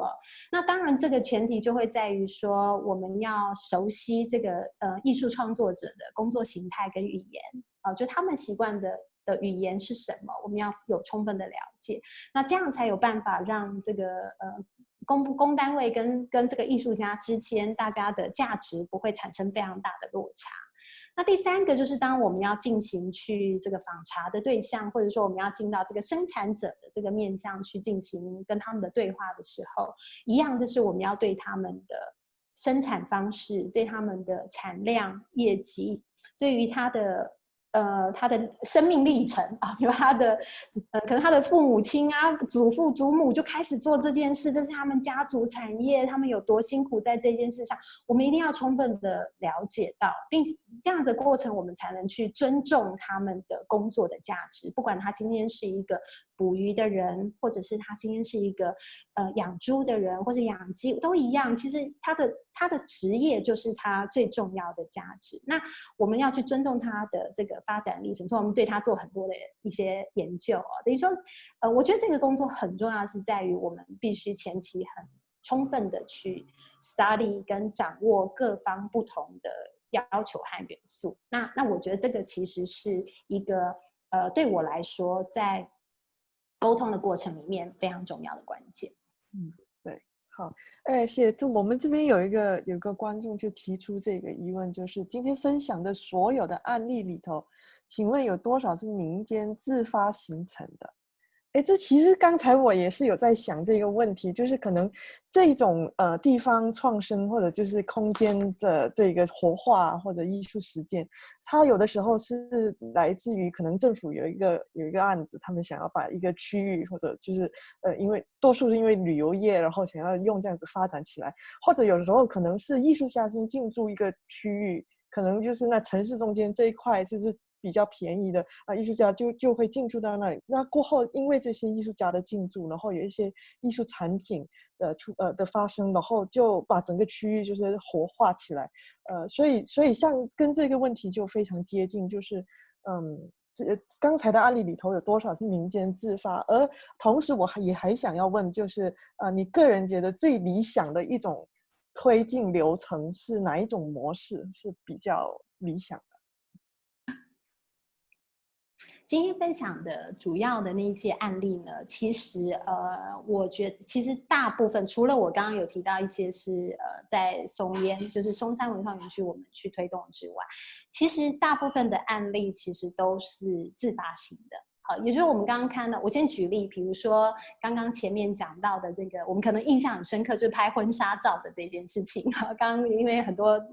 这个大家看了影片，其实这是他们本来就在做的事情，它并不是因为某一个政府的计划去推动它的，就是他们自发型的认为说，我们应该先要去发掘我们在地的能量。好，所以他们就去推了这个拍摄婚纱照的计划，但是当然，在地去做有时候会有一些局限，好，可能他当时展览的空间就只有在他们的活动中心，啊，就他们的那种 community center 这样子而已，所以其实还少了，就是说，应该让更多人去关注到他的一个能量，所以那时候呢，我们在做的事情就是把他的东西内容呢，重新的做了新的诠释之后，推动到了台北，好，比如到了等于说比较一个都市化或者是更多人可以看得到的地方了，去让更多人看到它。好，所以其实这个中南盐场所做的这个拍摄的计划，其实是他们自发型的，他并没有任何人去告诉他说你要这么做，没有，就是他们自己觉得说，我们应该要为我们自己在地去做一些事情，但是也因为他做了这件事情，就引发了后续很多人看到就觉得哇好精彩，我觉得你很棒，我想要帮你报道，所以有很多的媒体开始去报道他，关注他，那包括像我们这样子的单位就去邀请他来形成更多的一个合作的样态。那另外像是我们刚刚介绍的像屏东的这个面店，好，美菊，美菊这种跟大和动物所，它也都是自发型的，也就是他们自己开始先去做这件事情，他开始先有一个想法是说，他返乡，因为他很年轻，他可能他才30多岁而已，他回到了自己的家乡，20多岁、30多岁，他开始想要去改变他原本的自己的家嘛，老家就是自己的，他想要开始改变，说我是不是能够做一些不一样的事情。可以带给大家一些新的样态想法，所以他开始去结合他自己的资源，他的朋友，因为在他去读书的时候，有些朋友学设计，有些朋友学建筑，有些朋友就学美术，然后就开始去协助他去说，我们就来玩大胆一点的事情，因为他个性就是非常喜欢很帅气的东西，所以他就觉得说，我就要来做一些这样的事啊，所以就开始做这件事情。那当然一开始都不是非常大范围的一个改造，但是却常常是那个起心动念的关键跟一个观念的改变开始先做了之后，大家就开始说，哇，这个东西怎么会让大家如此的有不同的观感。我想现在的很多的年轻人其实都有很多新的想法，那所以当他们回到了一个传统的社区社会之后，其实这些新的想法就会其实在里面好像是那个水池啊，丢下了一颗石头，开始就会激荡出很多很多的涟漪来。所以他做了这件事之后，也带动了很多的年轻人开始也去做这件事情，去做不一样的事情，去形成了一个更好的所谓的创意的群聚的循环。所以包含美菊、大和动物所、更新、摇滚机，全部都是他们自己开始先做这件事。但是也因为他做了之后，我们引起了很多媒体的关注，周边的报道，甚至是像这种空间的形成啊，比如说像胜利新村的房舍，它原本呢，其实当然一开始他们并没有进驻在这里头，可是也因为了他们自己的发展的样态之后呢，他们选择。我们也邀请他们，其实进到这样的空间来。那进到这空间之后，它又产生了更多加成的效果。就像刚玉见提到说，他有些人进驻是被刻意安排进去的，可是有时候他并不是，他是一开始就自由的发展出来的。那所以呢，在屏东的这个计划，有一些它是保留在它原来的位置。比如说美局跟大和动物所，他们呢其实就保留在它原来的区域，而且自己的发展，现在也形成了那个地方的一个创意群聚的样态。但是胜利新村它就是一个群聚的概念，它是由政府所修缮好的房舍，然后呢邀请这一些很有创意的品牌和年轻人进驻到里头，而形成的一个新的创意聚落。所以其实有时候这两种样态真的会交替交融的形成哦。那当然，我觉得回头来回应刚刚这个线上的这个朋友提到的问题，就是说，很多时候那个起心动念的开始，我觉得应该要来自于自己。应该要来自于我们自己愿意想要去投入做这件事。那一旦你做了这件事情，你也不用一开始就期待我有一个非常大的计划去推动，因为我想是不太可能。但是做好自己身边的一件小事，其实就足以影响很多的事啊。就像那个养鸡的这个摇滚鸡，他就是回家之后，他觉得说，因为其实他刚回家，他是非常的痛苦的，因为他就是一个摇滚乐手嘛，他想说我要回家养鸡，这怎么可以这样呢？所以他一开始很痛苦，但是他开始去找到了改变之路。他觉得说，那我为什么不把我的所学跟我喜欢的东西合在一起？所以他就在去在家里喂鸡的时候，他就开始放摇滚乐给鸡听。反而形成了一个很有趣的特色。然后呢，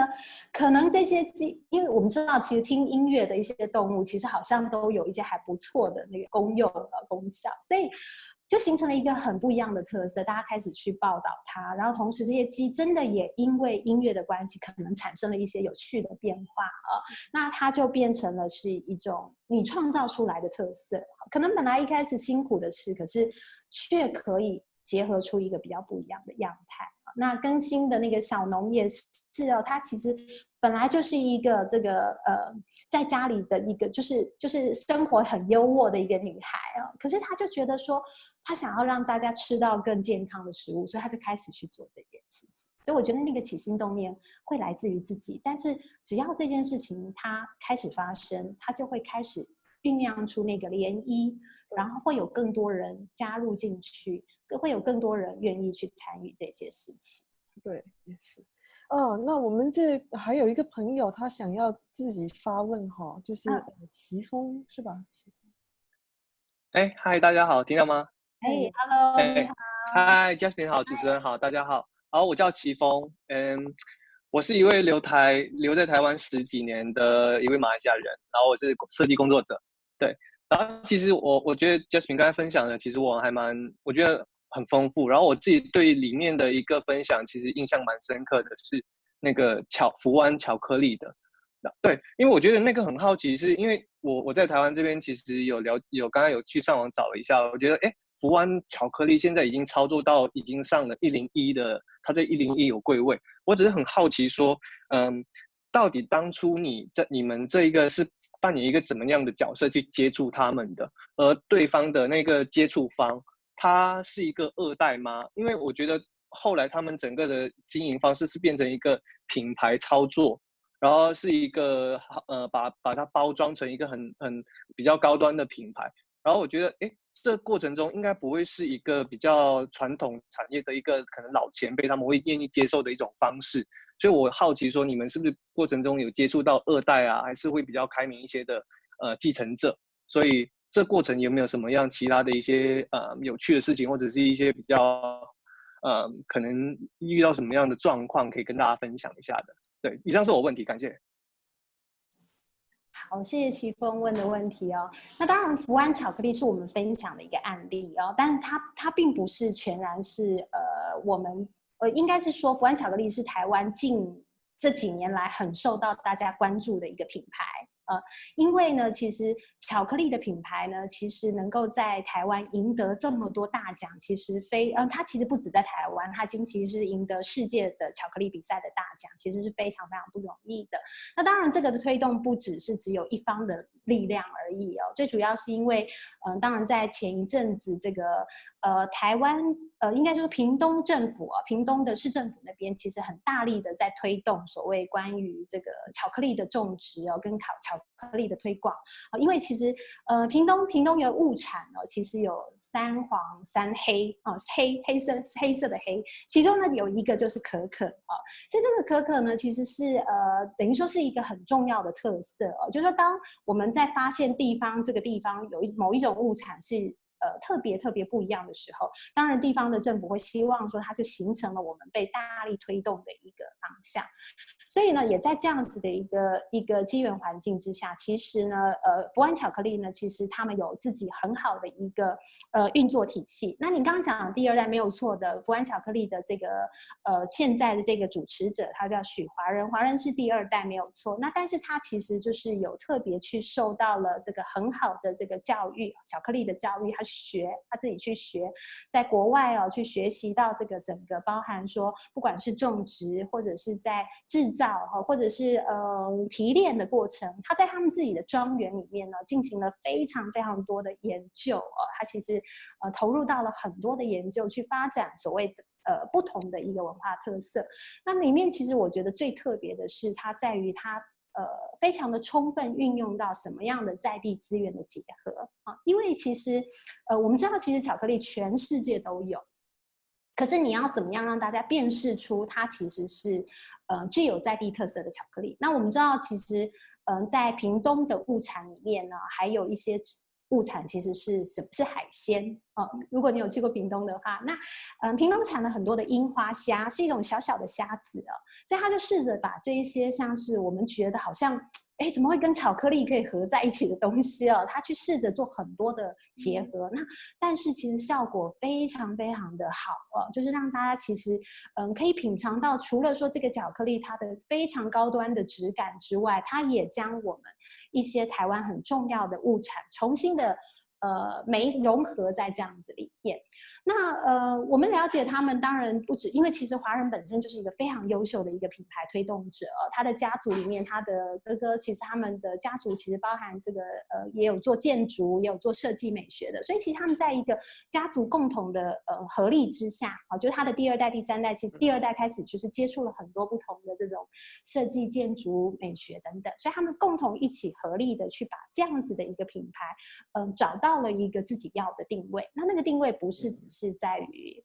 满足地方而已，他们的诉求一开始就是我们希望创造出的是世界级的品质。但是这个世界级的品质呢，并不是一个非常难以亲近的一个方式，他们用了一个跟我们一般人很亲近的方式去发展。比如说他在他的庄园里面，他就开发了很多让一般的民众可以去体验的课程，然后透过这个流程的介绍，让大家其实是你去这里玩之外，你还可以学习到巧克力的知识等等。那另外他也参加了很多一些台湾重要的一些展会比如说像台湾文博会啦等等，也特别邀请他来。那他其实等于形成的是说，我们不只是巧克力而已，它结合了文创，结合了设计结合了很多美学的共同的平台，去创造出来的一个新的一个品牌概念。那当然相对应它也很受到大家的一个喜欢跟学习未来就是很多人其实也期待，就是说像它这样子的一个品牌不只有在包装上面让人家感受到它的美，而是它真正的从它的品质到它跟这个环境之间的一个友好跟它在跟民众对话的时候的这种亲切度其实是非常不一样的。说不单纯它只是一个像是国际品牌那种知名巧克力，有时候我们会觉得好像有很遥远的距离因为产地也不在这里，也不是。那它其实让大家有一种很好的亲切感。好，谢谢。好，非常感谢今天 Jasmine 跟我们分享这么多这么丰富的资讯哈。因为时间的关系，我们必须要在这里结束。非常感谢大家今天参与，非常感谢 Jasmine 跟我们的分享，希望可以在接下来的场次再看到大家，谢谢，谢谢。拜拜。